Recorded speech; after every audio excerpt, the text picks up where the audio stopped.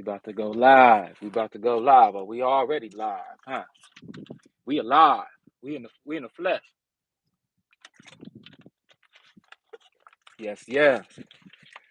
Happy Rosh Hashanah to all the house of Israel. This is a period that marks the beginning of our high holy days. Let's make sure we on. All right. Let's make sure we on. You know, we battle born, so we gonna keep the uniform on. You know, we gonna keep rocking and rolling.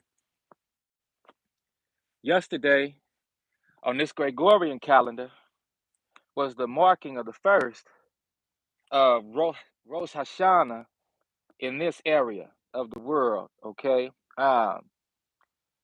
I didn't speak on it yesterday, um, and I should have, but I was so focused on the lesson. But today we're going to be able to briefly talk about Rosh Hashanah. I don't have a shofar here with me. Okay, I don't have the shofar, but I do have the oringi. So we're going to blow the oringi to bring in and ring in the new year, to bring in the celebration of the marking of our high holy days. You know, when we're out here in Babylon's system, there's an interesting dynamic that takes place when we are inundated with the holidays of this system. Your Thanksgivings, your Christmases, your Easters, your Labor Days and Memorial Days and all these different holidays that have been created in this system for this corporation called a country, which have no true bearing on us as a people, but it has a strong hold on us as a people because we don't know our culture. And when you don't know your culture, those that seek to control the way you think can implement and introduce ideas that are foreign to you. Okay. But what we want to do, whenever we get the opportunity as true Israelite people, we want to be able to celebrate and to recognize the days which have been set apart for us as a set apart people. Now, let's make sure this live stream is still going strong. All right, all right. Let's see. All right, bad. So, welcome, family. I'll give everybody a moment to tap in, and I hope that your day has been going smoothly. I'm so blessed and so happy with the outpouring of support for this channel, with the outpouring of encouraging words, support, motivating and inspiring statements made in regards to the work and the message that has been placed on my heart to share with you all. I do not take that lightly at all whatsoever. I'm very uh, happy that I can be used by the Most High at this time to deliver the truth that has been received to me or given to me that I have received, especially in a way that resonates with so many people. Um, there's a lot of foolery going on right now. There are not, y'all, that are still playing that game, that are still into sensationalism and still looking for people to make a story out of. Um, there are times when I get on my channel and I report about situations that I feel need to have some light brought to them. But I do my best. I genuinely do. I do my best not to chop these individuals down, realizing that if I have to speak on them, that they are probably in a troubled position as well if they make the news in the manners that I have to speak on them or they do something that's troubling. And it's never my will or my want to attack these folks. So I have to be very careful. There are people who purposefully put themselves in positions with the enemy that have to be spoken on as well. But the words of Yahshua Mashiach ring true, where forgive them, Father, for they know not what they do. And I'm a big, big supporter of this grace period that we live in. I'm not one of those guys who feel like, oh, if I'm on the boat now, there ain't no more room on the boat. I want to get as many, many people as we can squeeze on this boat. I don't care if it's so many people that the boat sinks down into the water and it's only an inch above that water where we have the opportunity to keep on floating. I want to get as many people on this boat as possible. The people who I normally speak about, whether they usually in high society, are people who the Spirit has revealed to me have also been given chance after chance to do the right thing, to represent in the light, but they have chosen darkness unto themselves. But because we still live in this period of grace, um, and we have come into a new year, um, as far as the African, Edenic, indigenous aspect of New Year has come. When we talk about the harvest, we talk about um, the many different benefits and opportunities that come to us at this time of the year after working so diligently throughout the spring and summer. Um, I'm also a big uh, supporter of that springtime New Year. The the the beginning, the spring equinox. Uh, getting to a place where things are actually renewed in nature after a long cold winter. You know, so there's a lot going on. There's a lot going on, and this time of Rosh Hashanah is a time for our people and those who are introspective to reflect on what's going on and to really take account and accountability of what it is we need to do.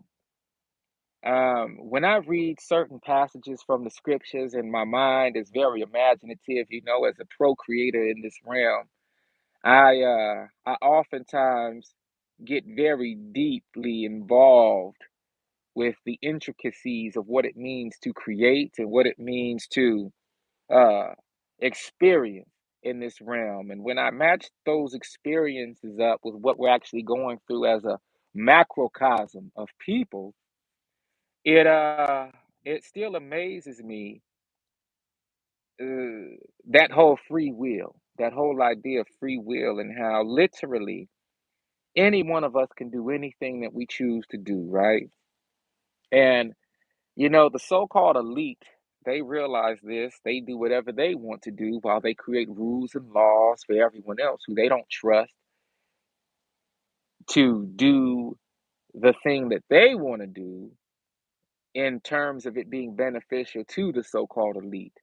So, in other words, the so called elite, they recognize free will and they know that without rules and laws, that people can do whatever they want and would freely think this way about doing whatever they want and whatever we want. In reality, we don't need rules and laws. I could do whatever I want right now.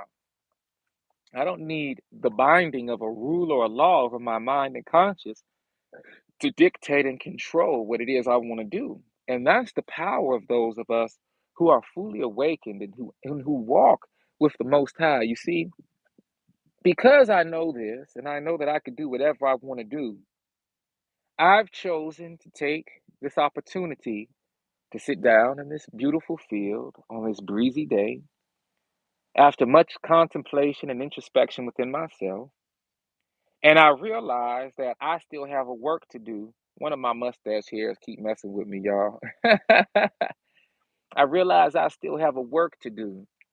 And in completing this work, there may be many parts, there may be a few parts, there may be a long message, there may be a short message, there may be this angle and perspective delivered for the message, there may be this angle and perspective delivered for the message. But the point is, in my free will, knowing that I could do whatever I want to, whatever I want to, have chosen to sit before you all under the Most High and deliver a message that has been construed in my mind as truth. Okay. And the efforts that I'm placing forth and that have been placed forth in me to do this are so strong and so important to me that they outweigh my desire and want to do anything that would be considered frivolous, anything that would truly be considered lawless, anything that would harm my brothers and sisters as well as myself.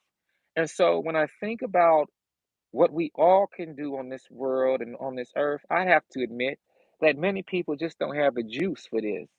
And so, because they have the juice for other things, and this might seem boring to many, you have those who want to do other things that they want to do.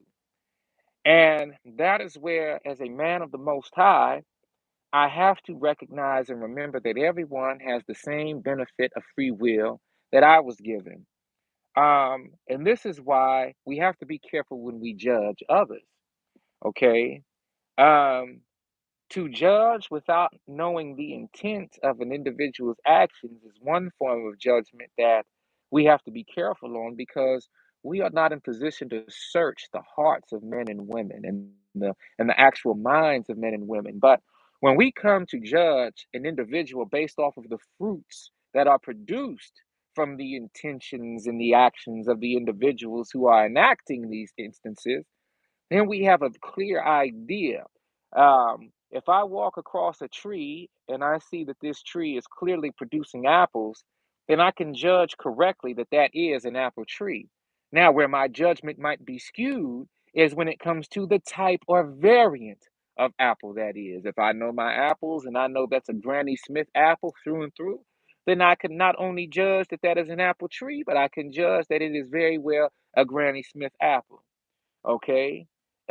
If I see the apple tree and it's a Fuji apple, and I'm very familiar with Fuji apples or Golden Crisp apples, well, then I know that that is a Fuji or a Golden Crisp apple tree.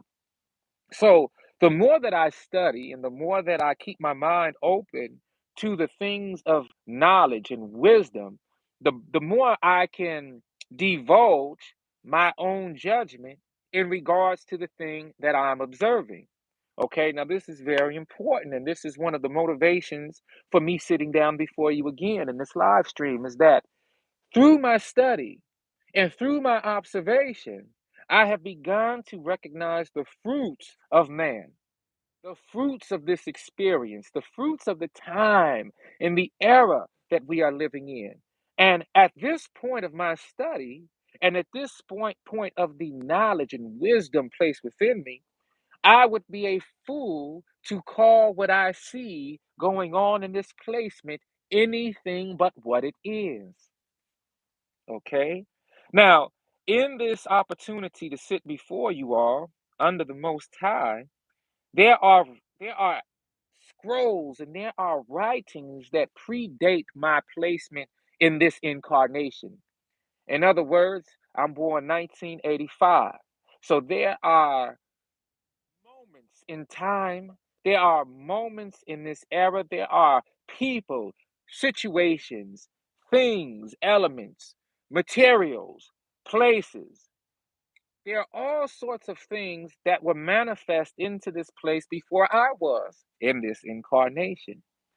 And so I have to be wise, but I also have to be bold enough in recognizing that because these things were placed here before me, eventually I will be in a position to access these things and be able to analyze them through my observation. Okay? Hashanah is all about. Rosh Hashanah isn't so much about eating the foods and as much about eating the fresh fruits and beginning to partake in the celebration of our harvests over the course of this year, and so much about the party and getting together with family and friends who would seek to celebrate this day, but more so the crux of Rosh Hashanah is in order to recognize introspectively all of the work that has predated this day. All of the work that has not only predated this day, but the work that has helped build us up to the day where we can actually sit back in comfort and reflect in joy about the blessings that we have received. And these blessings must first start with those of the Spirit, the blessings that we received within our minds, the blessings that we received in our hearts, taking opportunity to live within the renewal of our minds, the renewal of our spirits, the renewal of our souls, and then move forward throughout the rest of the year with the memory of that renewal and the gratitude and thanks that we were chosen to be set apart in a time as wild as this, when the rest of the world is overgrown with weeds and thorns and thistly bushes and unmanageable and unaccessible, and the ground is hard beneath the feet, stony ground and uncultivatable, and all these places, you should be very grateful that the physical placement that you have been positioned in is a representative of the spiritual inheritance that you have received. In other words, if you find yourself on fertile, cultivatable ground where you can grow your greens, your corns, your greens, your asparagus, your turnips, your your okras, your watermelons, your beans, okay, your onions, your cabbage, all of these delectable, delightful forms of the creation given unto us by the Most High at the beginning of this thing, this realm that we call Earth, then you can look at that substance and increase, and you can parallel it to who you have been grown into, and who you have been cultivated into, and to who you have been seeded on this earth to be. That is what Rosh Hashanah is all about. And when we take the opportunity to not only reflect on the goodness that we have been blessed with, by default, I believe there is no goodness without badness. Now, in my train of thought, I like to say it is what it is. The things that we perceive as good, some of us perceive these things as good. Others might look at that thing that is good and say that it is bad. Those things that we perceive as bad, others might perceive as being good. What are we talking about here? If good is perceived as bad and bad is perceived as good, when you have a free will thinking individual, all things are what they are, and it is the perception of the one who is observing the thing that will dictate if it is good or if it is bad. Now, because the devil has been let loose like a roaring lion, seeking whom it may devour, it has illusioned the minds of many, many souls. So far so that now, today, those things which a grounded, awakened mind would construe as being bad, that sleep mind in an unawakened state now looks at bad things as being good. An awakened perspective to understand the free will of men and women, the free will of the human being, so that once we identify the free will, We can then identify the thinking of a man, the thinking of a woman, and identify if that thought is going to be a healthy thought or if it's going to be an unhealthy thought. We have many forms of food, but just because it grows on a tree don't mean that it's going to benefit your body. You understand? Some foods were created to be poisonous. They look very good. They look plump and juicy. Ah, but that doesn't mean that they are to be body to be digested. That society at one time thought were poisonous. Believe it or not, back in Europe, the tomato was considered a poisonous fruit, and many people were afraid to eat the tomato at one time until people realized the nutrient rich value of the tomato and its many different varieties and forms. And the tomato went from being classified as poisonous to a health food item, a superfood. Okay. So, what we have to do is realize that every time we have an opportunity for a new year, an arrival of a new uh, growth, if I may, I like that, a new cultivatable growth. When we have the opportunity to recognize that newly cultivated growth, we have an opportunity to cherish it, we have an opportunity to study it, and we have an opportunity to indulge in it, take it within ourselves, to taste of it, and to reflect on it and to store it in our memory banks in hopes that we are able to continue expounding upon it at a later time in our individual walks and our walks collectively, and that throughout the year we can go back to it a little bit. See if there was anything that was altered about it.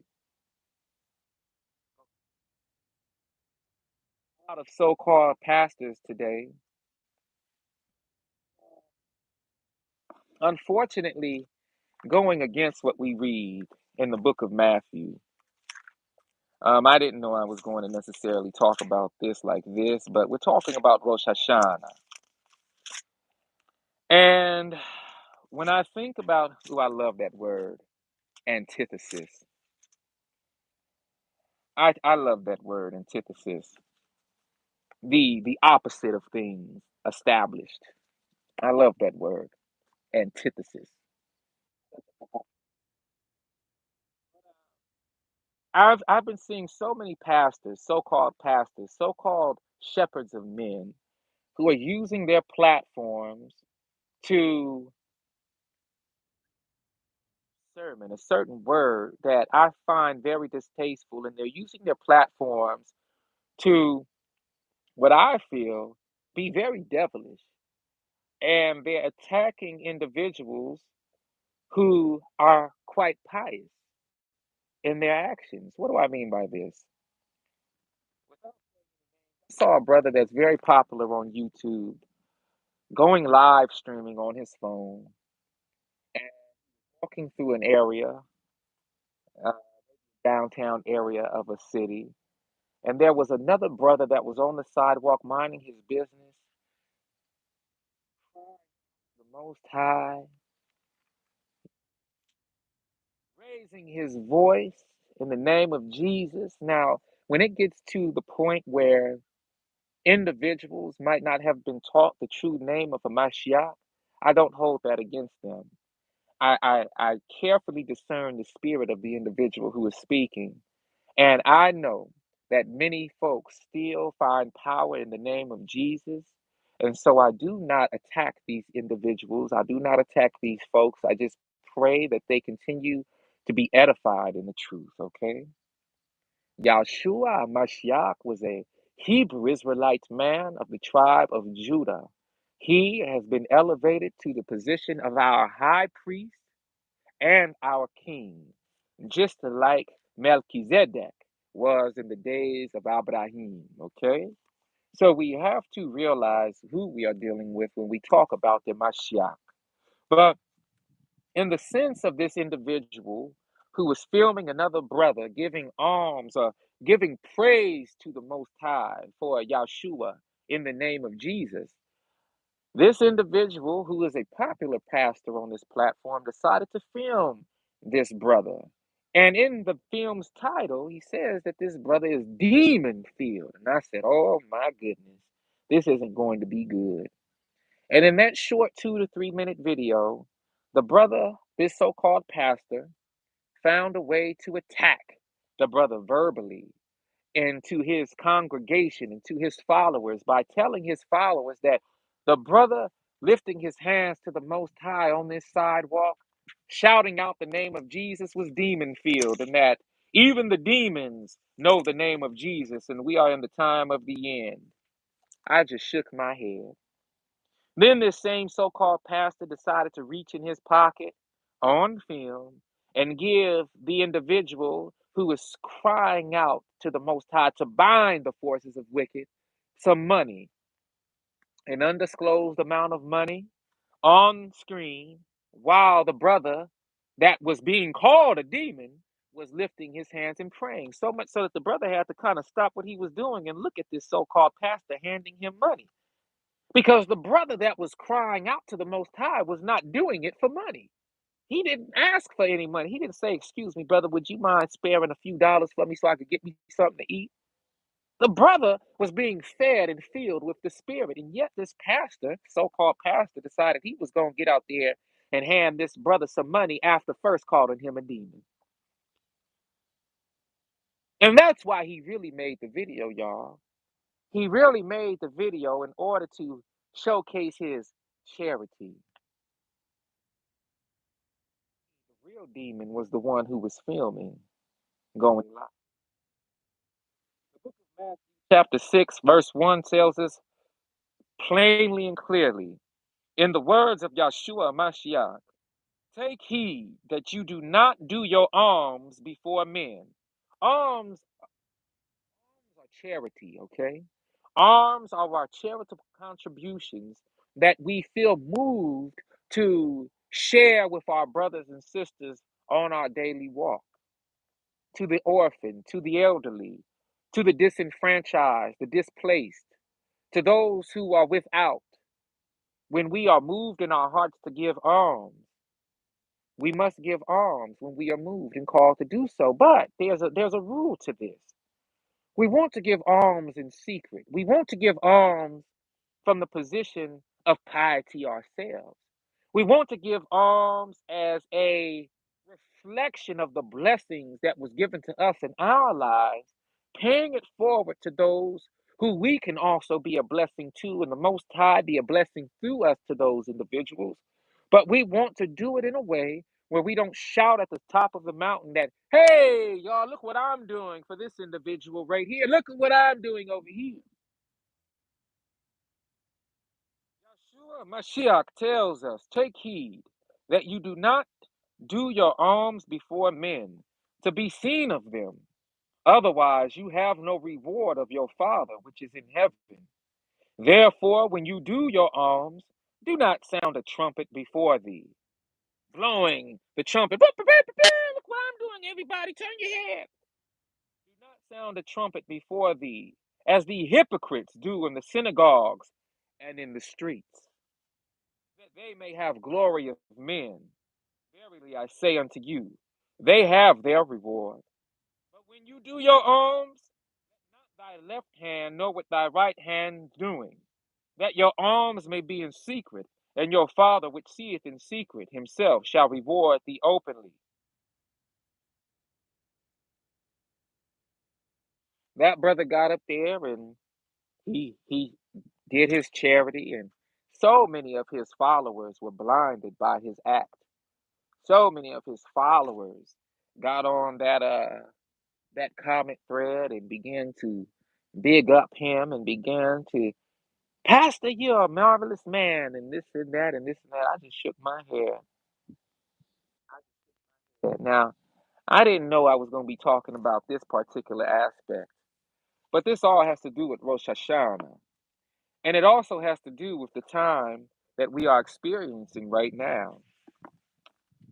So many people have been placed in a spirit of illusion and delusion that you even have individuals who are in the spirit of delusion attempting and being successful in teaching and steering the children of the Most High into a path of hell.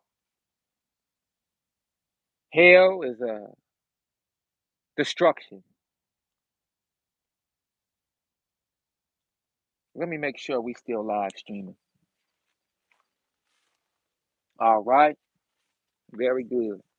I hope y'all are doing well. What I'm going to do real quick before we get into this last part, or what I feel may be the last part of this four-part study with maybe five parts. I don't know yet, but this four-part study is what we're going to do is I'm going to sound the horn. Now, this instrument, the oringi, is similar to a shofar, except I didn't have to sacrifice a ram to get the horn. Instead, I had to carefully choose a stalk and cane of bamboo, and I was blessed to be able to cut the bamboo down and harvest it, cure it, and then present this item, this instrument. This instrument has served me well for many years, and I'm very grateful for it. I'm very grateful for it. So we're going to sound the horn, replicate the shofar, and this is to ring in the new year of Rosh Hashanah, the beginnings of our high holy days.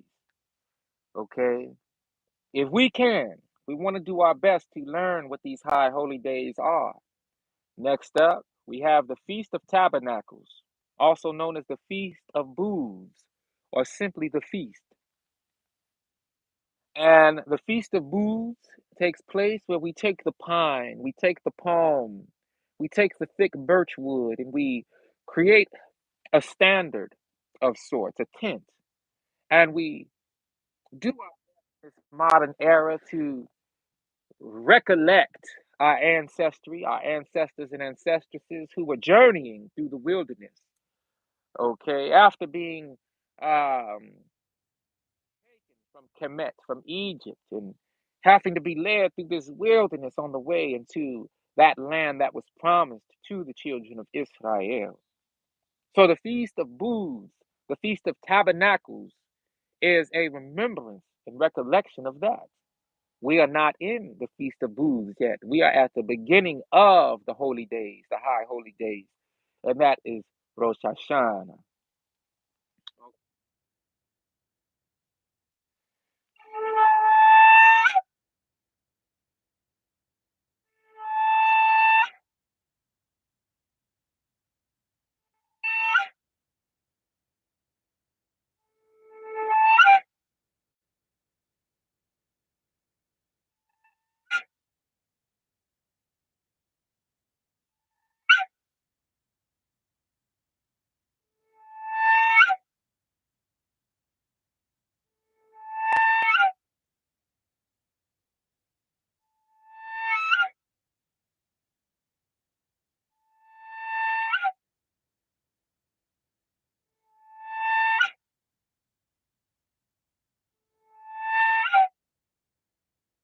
Praises. Okay. All praises. Wow, it seems like something just happened. The light, the light changed while I was doing that. The sun is still high, but something just happened. All praises. All right. We left off in chapter 14 yesterday of Second Esdras in the Apocrypha. We are now on chapter 15.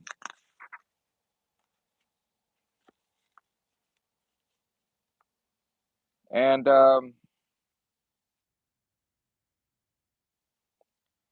chapter 15 is it's a very interesting chapter The whole book of Second Esdras is very interesting, but what you have to remember about Second Esdras is it's a deeper narrative, okay? It's a deeper narrative of what we read in the book of Revelation, okay? And uh, let's see.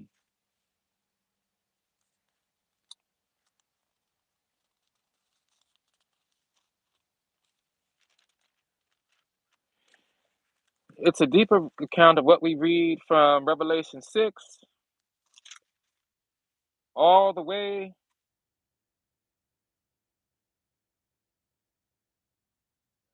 through to Revelation,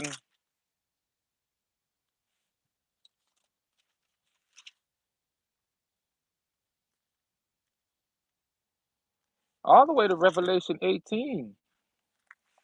So from 6 to 18, we get more deeper into some of the nuances of what's to come. It's going to be a very tumultuous time. A lot of us right now are aware of this. I like to read these narratives so that we can be more clear about what's happening, so that we can be more discerning. If myself, remember I spoke about free will, right? If a brother like myself can make the decision to do this, to make the decision to answer the call at the age of 22 years old, when I was a little boy, I used to say that prayer, Jesus, to please save me, to wash me of my sins. I live as pious as possible, even as a little boy, right there in the hood. Like y'all gotta understand something. I'm from the hood, and I'm not just from some neighborhood. Yeah, I'm from one of the wildest hoods in the Bay. And when you understand that there was so much I had to get through just to get to this point, temptation and so much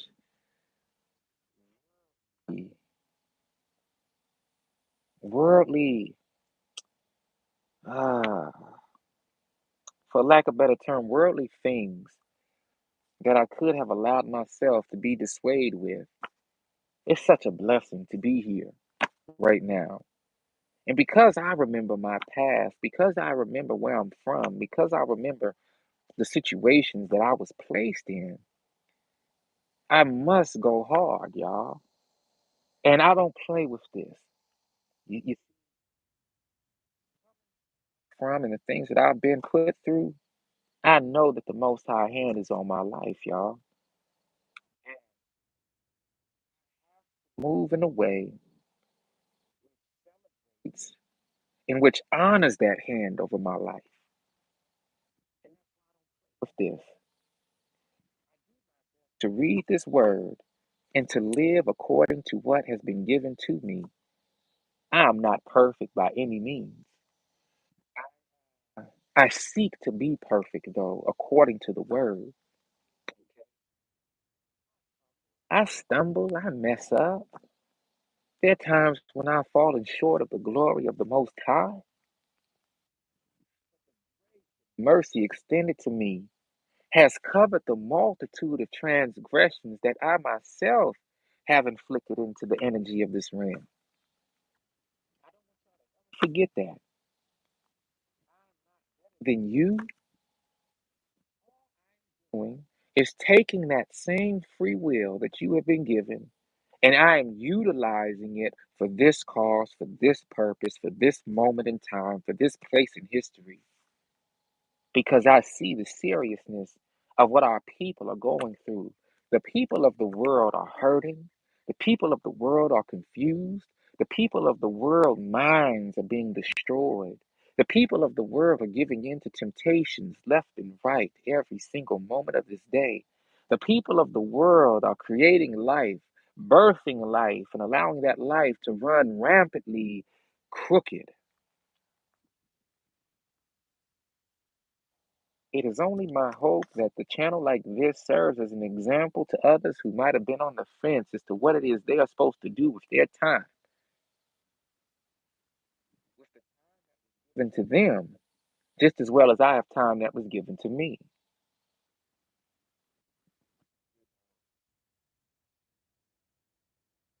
Serious to me.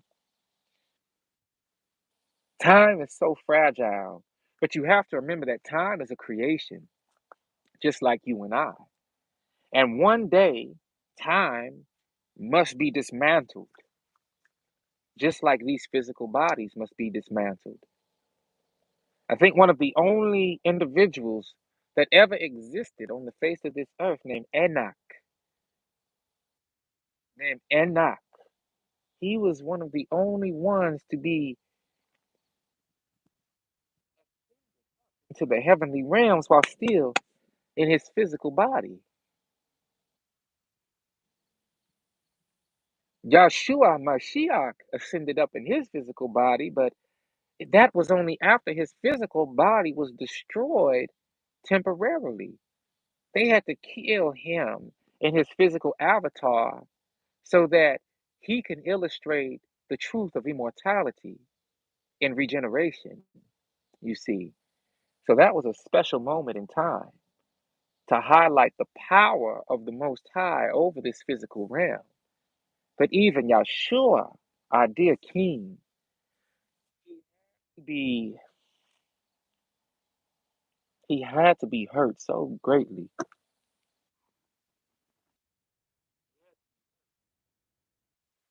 in order to prove the truth. So who am I to go against the calling on my life? Such a frame of mind of selfishness that all I'm worried about is followers, that all I'm worried about is tithes, that all I'm worried about is my image on YouTube, knowing full well that this is just a tool, another opportunity for me to do fall to do, opportunity for you, heart and your soul, so that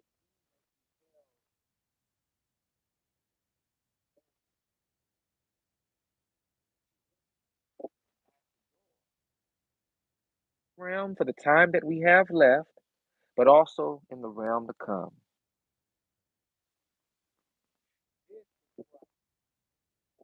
Is all about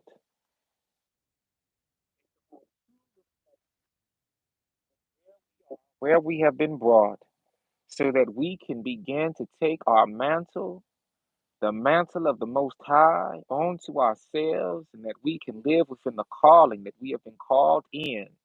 Because so many great people have themselves and have lived within the calling that they were called in, and they did what we honor. And chapter 15, and that is the reward.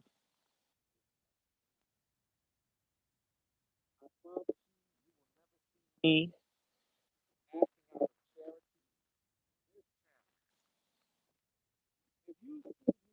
out of charity in public, it is because somebody else was filming my actions and I had no idea about it. But you have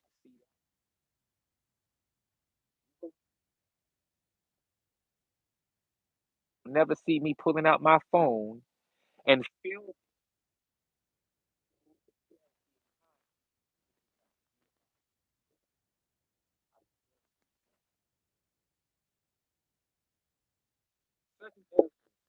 15 verse 1.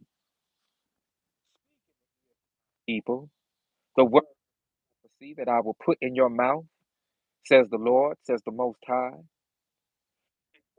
to be written on paper, for they are trustworthy and true. The plots against you, and do not believe of those who oppose you. shall die in their unbelief. Right now.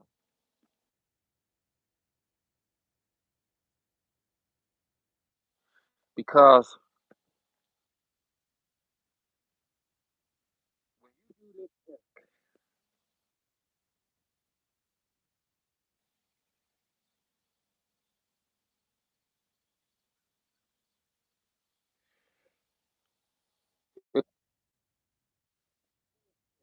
remember,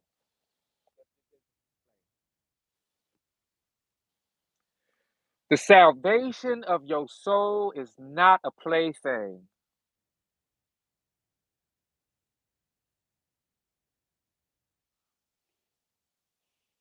It is so unfortunate that our consciousness have been removed from the truth of our reality here and the importance of why we are actually here.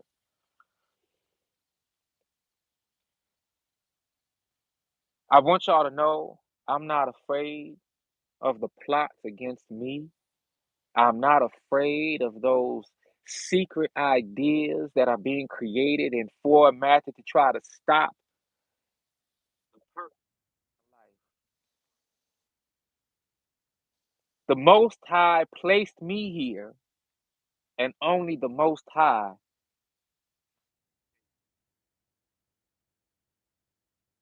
This is why he thinks. Because I know who put me here, and I know the power which is within me that called me to do what it is that I'm doing, which in turn makes any enemy upset and angry at me. See, the enemy isn't really angry at me. The enemy is still angry at the Most High. And as long as I've separated myself to do those things that the Most High would ask of me to do in this time, I have made myself an enemy of the state. I have made myself an enemy of this system. I have made myself an enemy of the world,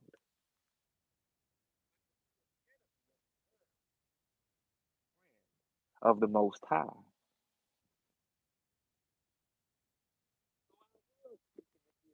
People, prophecy, that was, says the Most High, and cause them to be written on paper, for they are trustworthy and true. Do not fear the plots against you, and do not be troubled by the unbelief of those who oppose you. For all unbelievers shall die in their unbelief. And this is what saddens me. The Most High, I am bringing evils upon the world,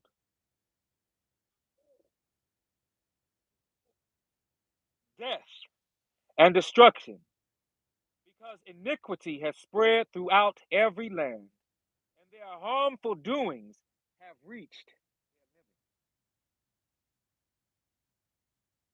Read that again, because I need y'all to understand the importance of this message. Beware, says the Most High. I am bringing evils upon the world, sword and famine, death and destruction, because iniquity has spread throughout every land, and their harmful doings have reached their limit. Therefore, says the Most High, I will be silent no longer concerning their ungodly acts that they impiously commit. Neither will I tolerate their wicked practices. Innocent and righteous blood cries out to me, and the souls of the righteous cry out continually. I will surely avenge them, says the Most High, and will receive to myself all the innocent blood from among them.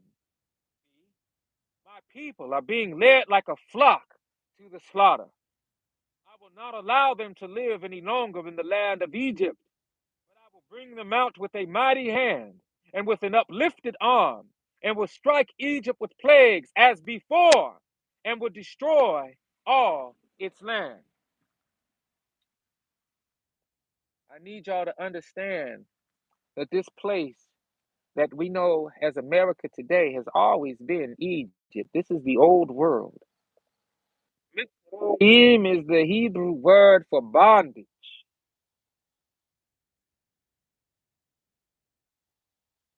Mitzrayim.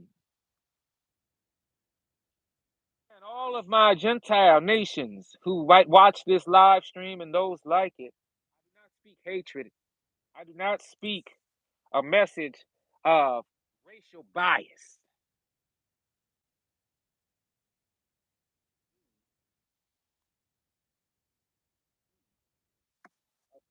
Logical,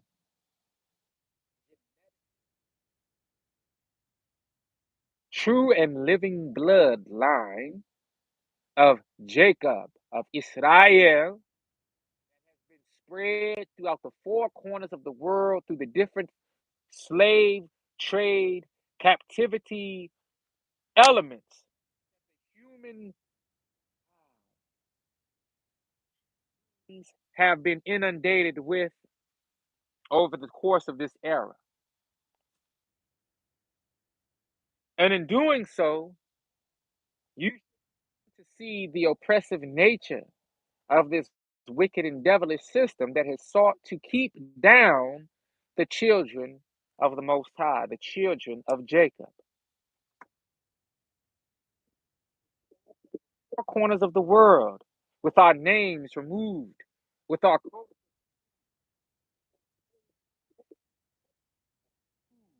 with our way of life removed, with our identities removed,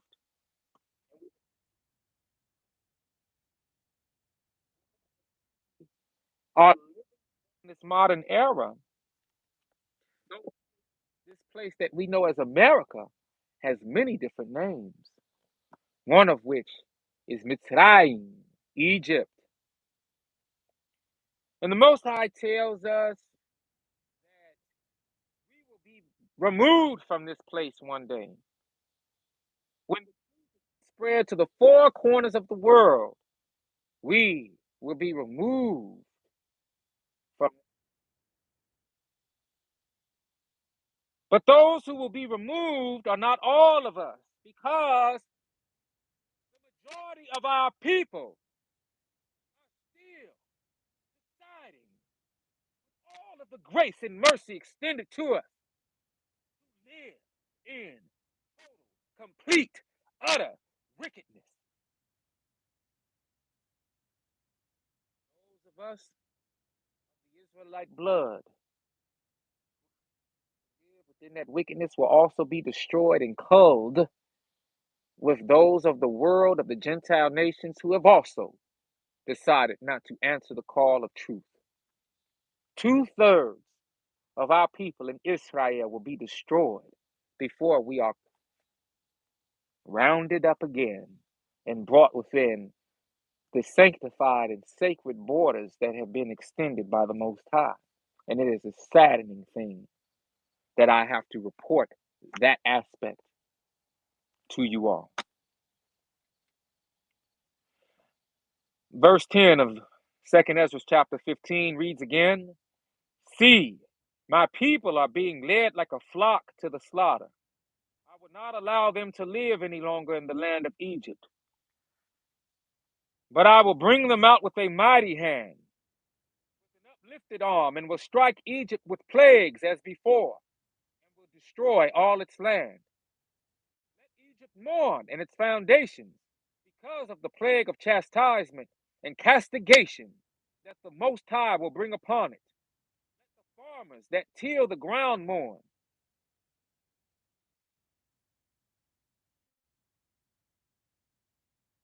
because their seed shall fail to grow, and their trees shall be ruined by blight and hail and by a terrible tempest.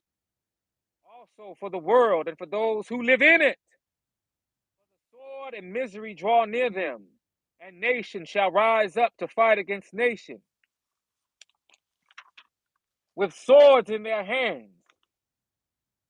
There shall be unrest among people, growing strong against one another. They shall in their might have no respect for their king or the chief of their leaders. For a person will desire to go into a city and shall not be able to do so.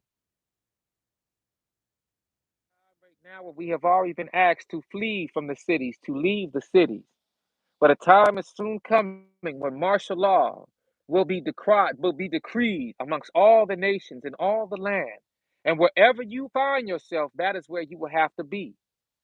That is where you will have to remain, unless you have an underground railroads of sorts that will allow you to navigate outside through that city and outside into a place that is better for you. For a person will desire to go into a city and shall not be able to do so. Because of the pride, because of their pride, the cities shall be in confusion. People aren't going to know why this is happening, y'all. People are going to be depending on the government of the United States and other governments of the world to tell the truth about what is happening. But the governments will not tell the truth, y'all. This is why it's so important for you to participate in live streams like this and to take your notes and to do your diligence into what I am saying so that you can be fully awakened into the truth and be able to navigate through these times. That is one of the key reasons I'm doing this, y'all.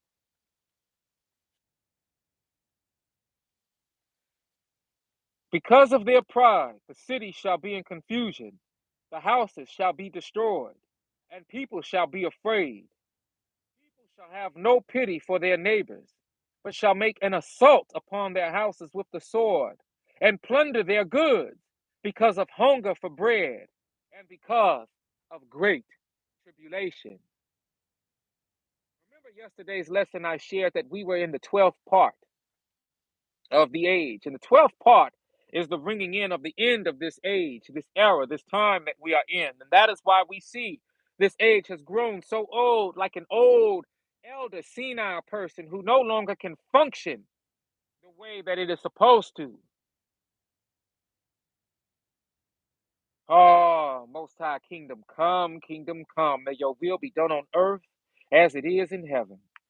May justice, may justice, true and righteous justice, dispensated throughout the four corners of this realm. And we know that the kingdom is coming. People shall have no pity for their neighbors, but shall make an assault upon their houses with the sword and plunder their goods because of hunger for bread and because of great tribulation. We just seen Chicago pass the so-called purge laws. These laws are going to spread throughout the nation because what is going to happen is a high form of martial law as we've never seen it before. You're going to see a true shortage of the amenities and foods and resources that we have grown accustomed to in this land of America, in this land of the free, in this great place. So much so that it's going to cause the nations who look afar off, Babylon, Babylon the Great has fallen. Oh my goodness, look at it. What we're going to see very soon. Great tribulation, the birthing pains, the time of travail upon us. Oh, I'm so sorry for so many people. Do what you can. This is why I've dedicated a part of this channel to giving out ideas and resources, mentioning certain things that you should be focused on, even if it's 2 pack of seeds. Please get your seeds. Please get your water purifiers. Please get your matches and get the things, get your lamps, get the things that you would use in a camping situation. Get your medicine. Get it now. Get your bandages and your ointments. Get your rice.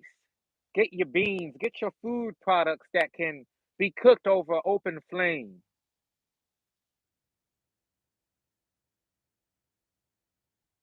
Please. Verse 20 of 2nd Ezra chapter 15. See how I'm calling together all the kings of the earth to turn to me, says God, from the rising sun and from the south, from the east and from Lebanon, to turn and repay given them, just as they have done to my elect unto this day. So will I do, and will repay into their bosom. Thus says the Most High God, my right hand will not spare the sinners, and my sword will not cease from those who shed innocent blood on earth. All of these pastors and so-called preachers who are talking about when Jesus returns, it's going to be peace. When Jesus returns, it's going to be a time of joy and a time of mirth and gladness. Y'all got it all wrong. They got it wrong. First, it's going to be a time. First, it's going to be a time where there's going to be much bloodshed in recompense to those who have done complete evil and wicked in this place. And the sons of God, the Most High's children, the men of Israel, who are awakened, who are not ignorant of this, who have been called and have answered the call and who are standing strong, are going to see a literal physical change in their bodies and be called to now fight the great battle of Armageddon alongside of Mashiach. This is going to happen. And physical blood is going to be shed. Verse 22, 2nd Ezra chapter 15. My right hand will not spare the sinners. That's why I'm asking you to get your minds right now. And my sword will not cease from those who shed innocent blood on earth. And a fire went forth from his wrath and consumed the foundations of the earth and the sinners like burnt straw. Alas for those who sin and do not observe my commandments, saith the Most High. Again, this is what Rosh Hashanah is all about. It's not about the challah bread. It's not about the fruits dipped in honey. It's not about the party. It's not about the fun time with family. It's about recollecting and reflecting on what needs to be done and what has been done and what is being done and what will be done. Where are you in this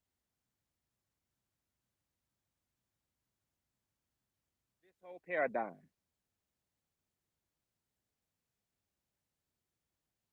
You see, this ain't no plaything, y'all. This ain't no plaything. And fire went forth from his wrath and consumed the foundations of the earth and the sinners like burnt straw.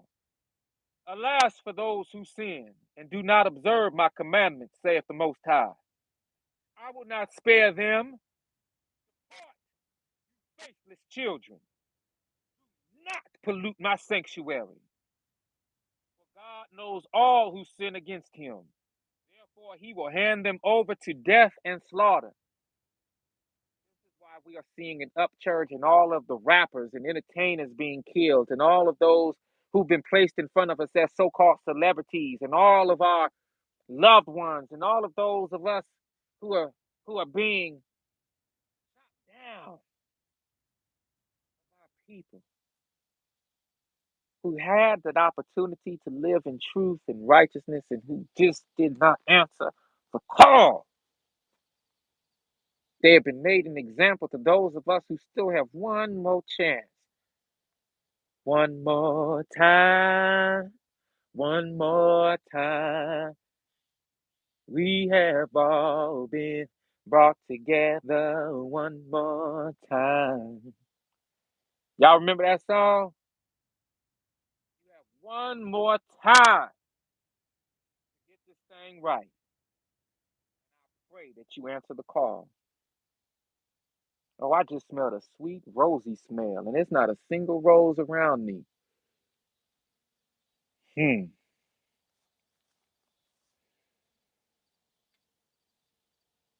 Verse 25 of 2nd Ezra 15. I will not spare them. Depart, you faithless children. Do not pollute my sanctuary. For God knows all who sin against him. Therefore, he will hand them over to death and slaughter. Already calamities have come upon the whole earth, and you shall remain in them. God will not deliver you because you have sinned against him. What a terrifying sight appearing from the east. The nations of the dragons of Arabia shall come out with many chariots. And from the day that they set out, their hissing shall spread over the earth, so that all who hear them will fear and tremble. I was going into the Marine Corps in 2003 at the age of 17. I didn't know what was going on with my life. I didn't know where my life was going to lead. All I knew was I was a little baby. All I knew was I was a hood baby. All I knew was my peers was getting chopped down left and right. And I said, I'm a boxer, I'm a fighter. Let me see if I could go box in the Marine Corps. Let me go see if I can stack some bread. Let me go see if I can get into the Marine Corps and become a firefighter, learn a trade. Let me see if I could do something where I can be taken from this hood element, where I can be a benefit to my community and my nation. Little did I know at that time that this was the devil's nation. Little did I know that I would be fighting for the devil if I signed up for the devil's military. I was going to fight for the Marine Corps. What do they call the Marine Corps? Devil dogs. Oh, I was 17 years old when I signed up, and they had me through the delayed entry program for almost a year because I wasn't 18 yet. And they were priming me and conditioning my mind to become a Marine and to fight during the era of the so-called weapons of mass destruction. Little did I know that that was a farce of a war, and this country was going into Iraq, in order to get the high forms of technology that were left by the fallen angels, the Anunnaki, that fell to this earth in order to wage war eventually against Babylon, the daughter of Babylon. And this is what we are reading right now. The nations of the dragons of Arabia shall come out with many chariots. They too have so called UFOs over there that they are waiting to spring out. I want y'all to know this. And from that day they set out, their hissing shall spread over the earth, so that all who hear them will fear and tremble. Also, the Carmonians, raging in wrath, shall go forth like wild boars from the forest.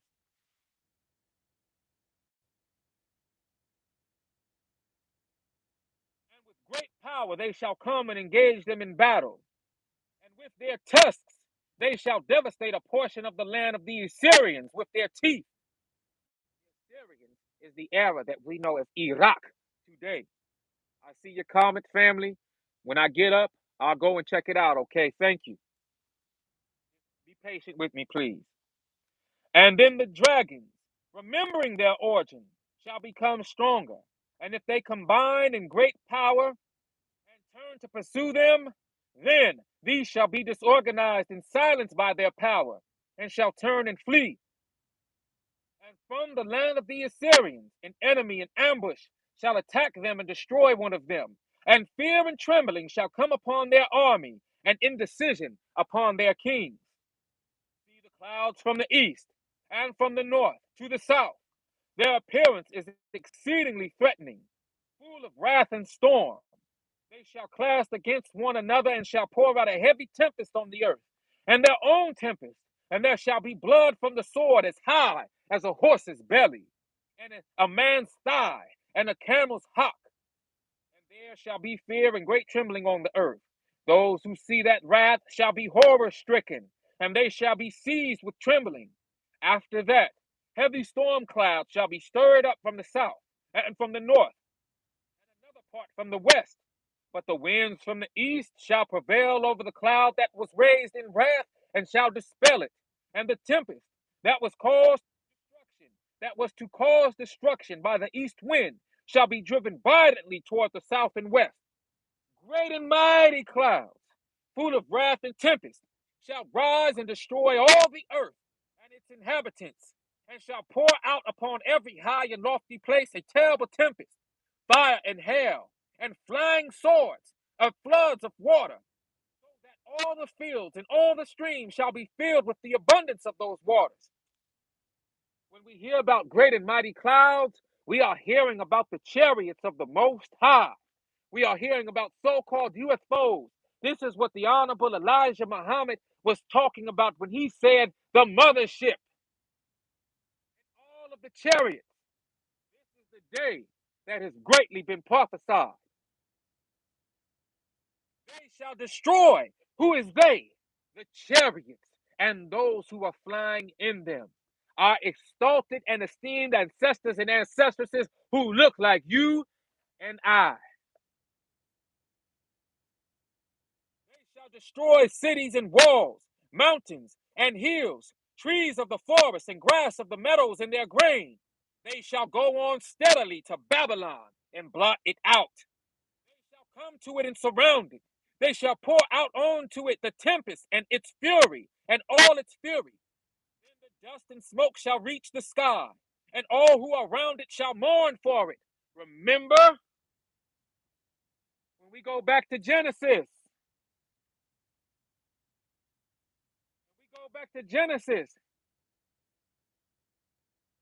chapter, let's go to Genesis chapter 14, verse 8. And there followed another angel saying, Babylon is fallen, that great city, which made all nations drink of the wine of the wrath of her fornication.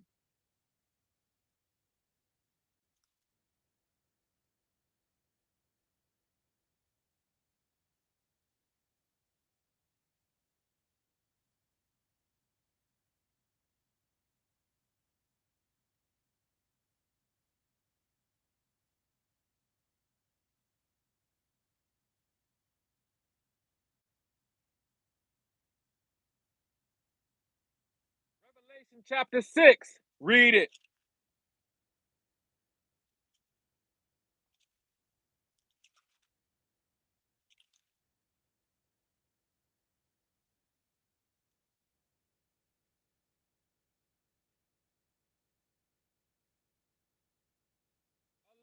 Alas, the great city, this is Revelation 18:16. And a saying, alas. Actually, let me start up. Verse 14. And the fruits that thy soul lusted after are departed from thee, and all things which were dainty and goodly are departed from me, and thou shalt find them no more at all. The merchants of these things which were made rich by her shall stand afar off for the fear of her torment, weeping and wailing, and saying, alas, that great city that was clothed in fine linen and purple and scarlet and decked with gold and precious stones and pearls. For in 1 hour so great riches has come to naught, and every shipmaster and all the company in ships and sailors, and as many as trade by sea, stood far off and cried when they saw the smoke of her burning, saying, what city is like to this great city? Now, do you see why the books of Esdras and Baruch are so important? Because they go deeper into the narrative of what we will actually see during that time.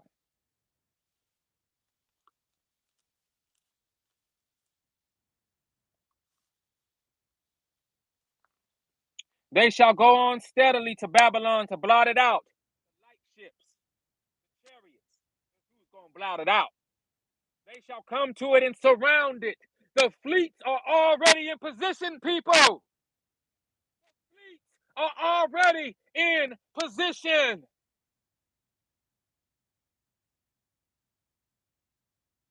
They shall come to it and surround it. They shall pour out on it the tempest and all its fury. Then the dust and smoke shall reach the sky, and all who are around it shall mourn for it. And those who survive shall serve those who have destroyed it. And you, Asia, who share in the splendor of Babylon and the glory of her person. One of the biggest friends to this country is China. China even holds so much land in this country. I hope y'all are hearing, all my Chinese brothers and sisters. You better get your minds right. And you, Asia, who share in the splendor of Babylon and the glory of her person. Woe to you, miserable wretch! You have made yourself like her. Decked out your daughters for prostitution, to please and glory in your lovers, who have always lusted after you. You have imitated that hateful one and all her deeds and devices. Therefore, God says, I will send evils upon you, widowhood, poverty, famine, sword, pestilence, bringing ruin to your houses, bringing destruction and death. And the glory of your strength shall wither like a flower when the heat shall rise that is sent upon you. You shall be weakened like a wretched woman who is beaten and wounded, so that you cannot receive your mighty lovers. Would I have dealt with you so violently, says the Most High, if you had not killed my chosen people continually, exulting and clapping your hands and talking about their death when they were drunk? Beautify your face. Beautify your face. The reward of a prostitute is in your lap. Therefore, you shall receive your recompense, as you will do to my chosen people, says the Most High, so God will do to you. You will hand you over to adversaries, to adversities, as you will do to my chosen people, says the Most High, so God will do to you, and will hand you over to adversities. Your children shall die of hunger, and you shall fall by the sword. Your cities shall be wiped out, and all your people who are in the open country shall fall by the sword. Taiwan just experienced a serious earthquake about 7 days ago. I need y'all to hear me. Verse 58 of 2nd Ezra chapter 15. Those who are in the mountains and highlands shall perish of hunger, and they shall eat their own flesh, hunger for bread, and drink their own blood, and thirst for water. We talking about high levels of cannibalism are going to be seen throughout the lands again, because resources will be scarce. Unhappy above all others, you shall come and suffer fresh miseries, and as they pass by, they shall crush the hateful city, and shall destroy a part of your land and abolish a portion of your glory when they return from devastated Babylon. Again, talking about the light ships who have been contracted to do all of what is going to be seen and done in these lands. You shall be broken down by them like stubble, and they shall be like fire to you. They shall devour you in your cities, your land, and your mountains. They shall burn with fire all your forests and your fruitful trees.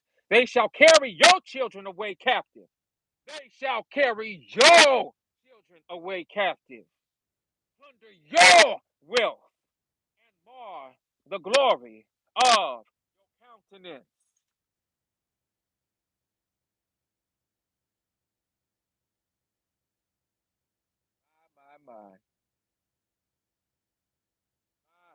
My. My. In the words of the famous Johnny Gill. My. So looking rough to me. This is looking rough, y'all. My.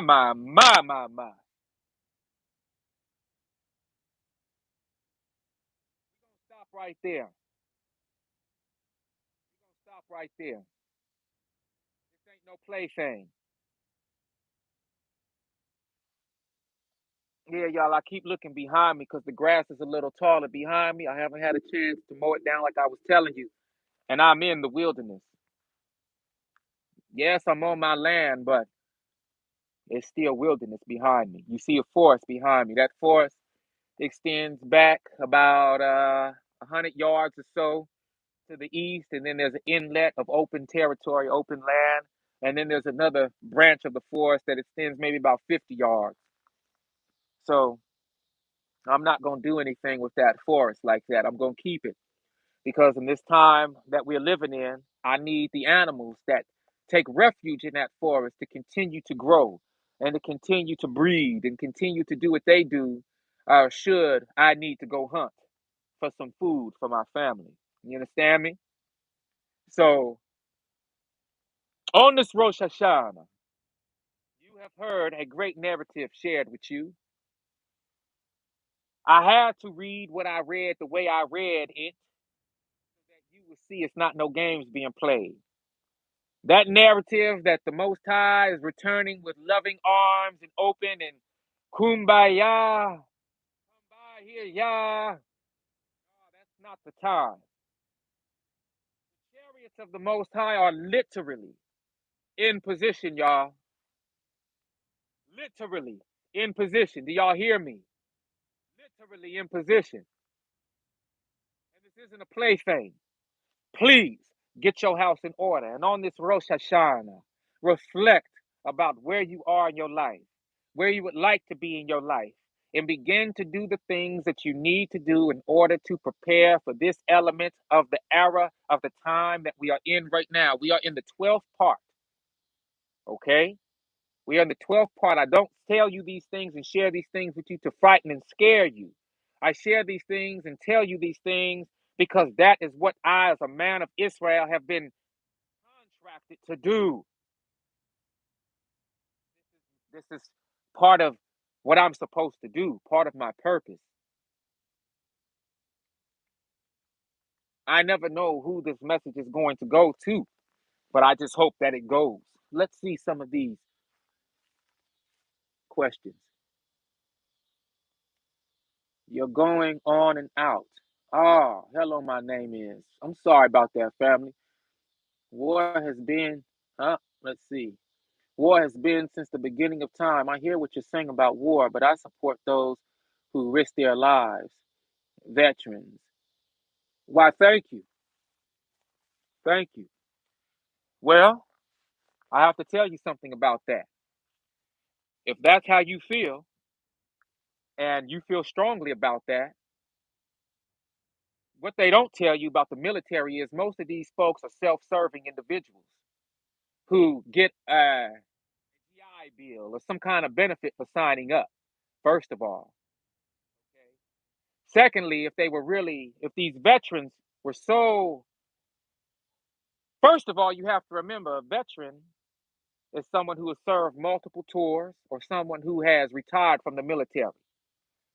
Okay. Uh, for instance, my dad, he's an elder gentleman. He fought in Korea.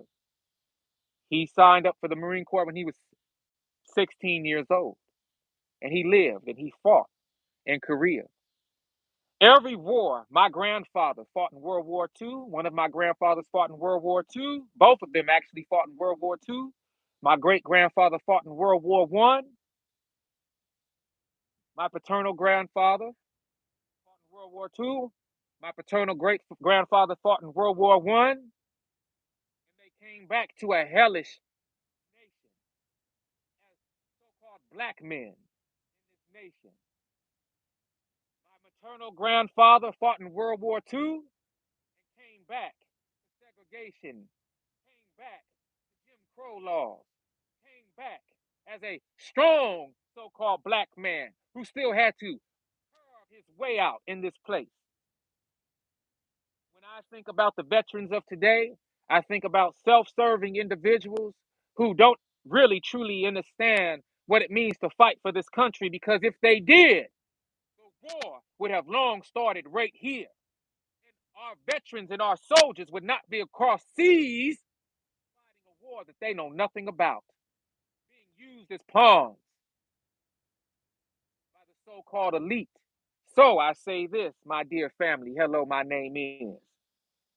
In supporting the veterans, you have to be careful about this because the time is going to come where those same veterans are going to be called to take up arms against the soldiers of the Most High. And if they take up arms against the soldiers of the Most High, they will be killed. Because the soldiers of the Most High are not here to play. I'm telling you the truth. The angels of the Most High are not here to play. This is what Armageddon is all about. You must not have been with me in the previous lessons when I read about all the nations of the world being brought together to go into battle against the Most High and his army. Who do you think is going into battle? The Army, the Space Force, the Marine Corps, the Department of Defense, all of the militaries from Russia, Bulgaria, all of these militaries are going to join in arms. The Chinese military. All of the nations who have been sitting up here acting like they really fight one another because it's a high form of elitist propaganda to keep us dumb. All of a sudden, that propaganda is going to be swept under the rug, and nations on every corner of the world are going to come together just to fight the Most High and the Most High's army. You're going to have to choose a side. Some of your own family, servicemen and women, are going to erroneously and ignorantly make the mistake of fighting for these countries against the Most High, thinking that this is a green little green man alien threat.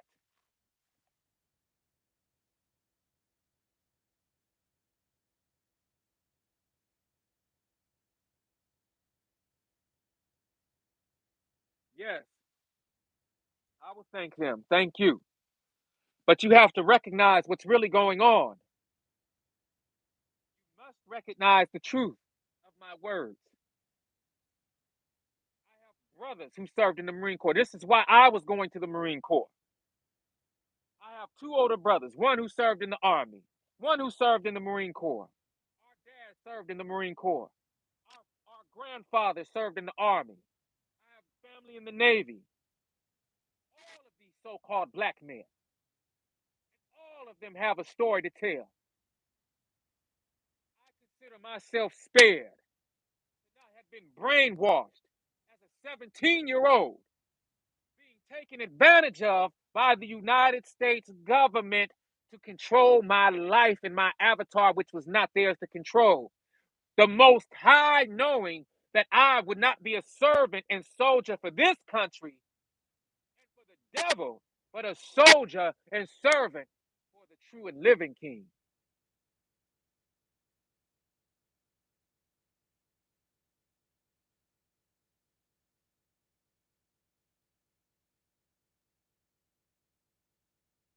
Learn the truth, and the truth shall set you free. Love the truth. Stand on the truth. I'm grateful for this day.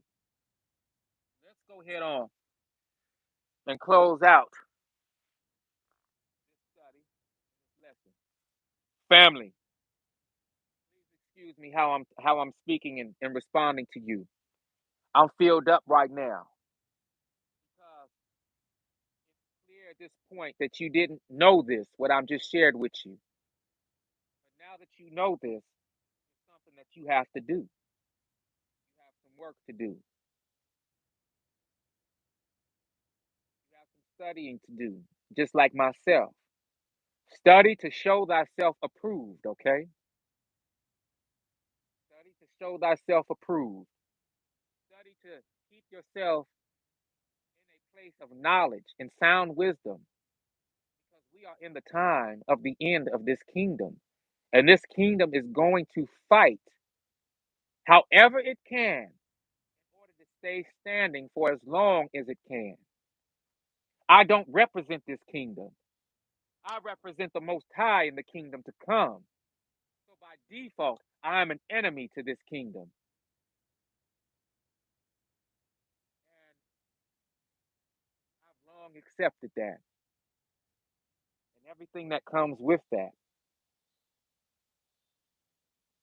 But that's one of the things that make me a true man today. I'm no longer a little boy. When I was a boy, I thought foolish things. I did foolish things. I acted in foolish ways. But when I became a man, I put all of those foolish things aside.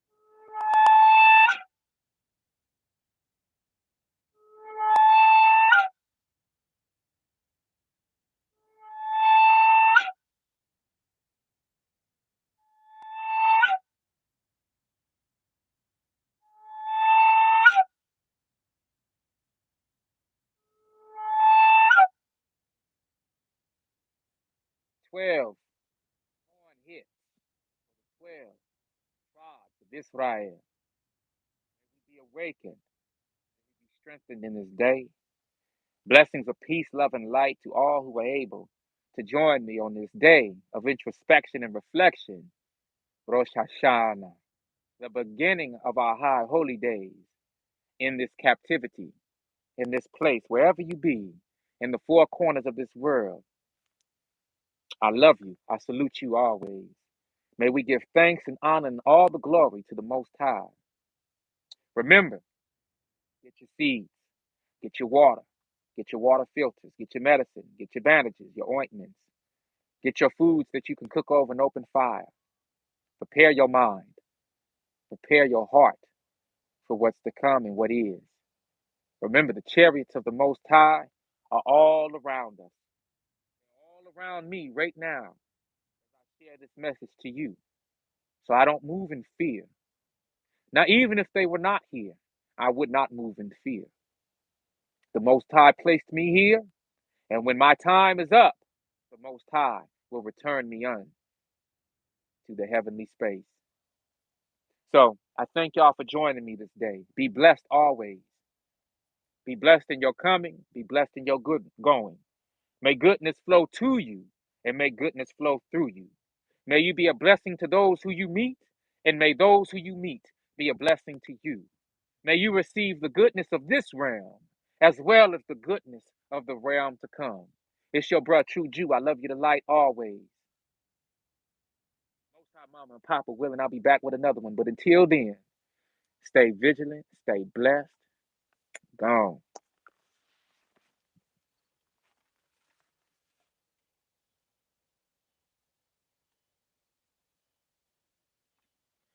Yes, family. I love you to life. Hello, my name is family. Keep going, okay? Keep going. I had to talk to you how I was talking to you though, as a brother, okay? Don't worry. I'm not mad at you. I ain't mad at you. Just keep on going, okay? We got this, y'all. Until next time.